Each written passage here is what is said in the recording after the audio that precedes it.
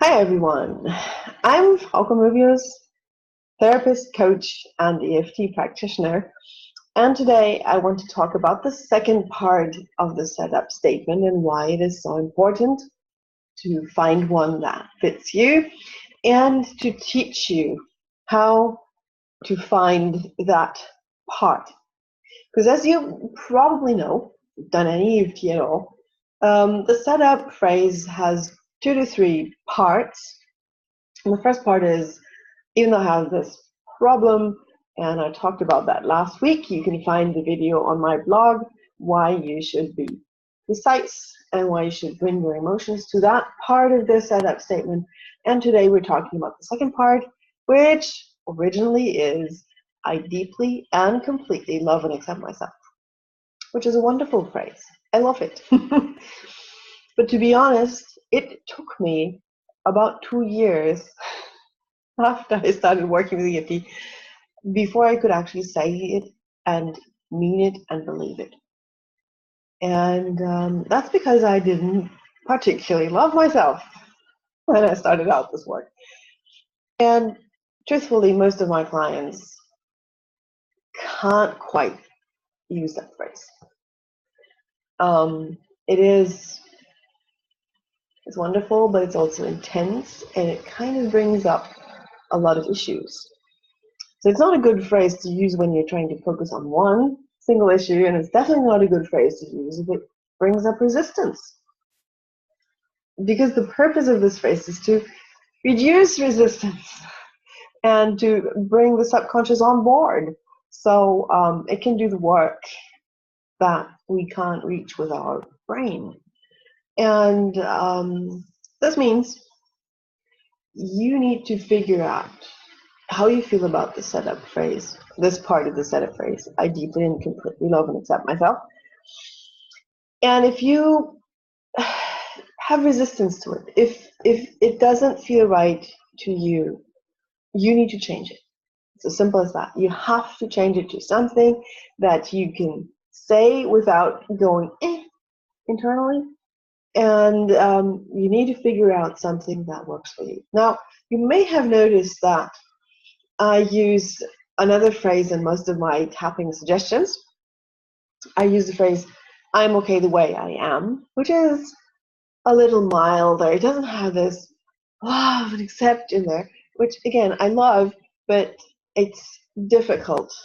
It's difficult for people to say if they are in a difficult time in their lives, because patently, if you want to tap on a deep issue, you are not okay. And I've had clients that settle on a phrase like, I'm on a good path, I'm ready to improve my life, I am ready for change, I am willing to do the work, I'm working on loving myself, I'm working on accepting myself.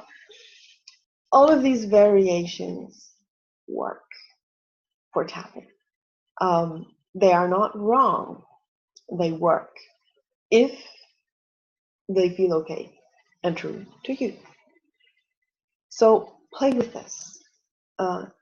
Try it out. Test your reaction to this part of the setup phrase and settle on one that feels genuine, that feels supportive, that feels positive, and work with it. Use it. And after a while, you might want to try a phrase that's closer to deeply and completely love and accept myself, because that is ultimately where you want to go. Ultimately, the goal is to truly love and accept yourself deeply and completely. And if you can't do it, that's normal. But it should be a goal for you to occasionally test your love statement in the setup phrase and see if you can make it more positive. Because I'm on a good path is working. If that's what you can say, perfect. You can extend it. You can say, I'm on a path to learning to love myself, or I'm willing to love myself, getting ready to love myself. As you can see, the variants are endless. The possibilities are endless. And the only one who can determine which of these works for you is you.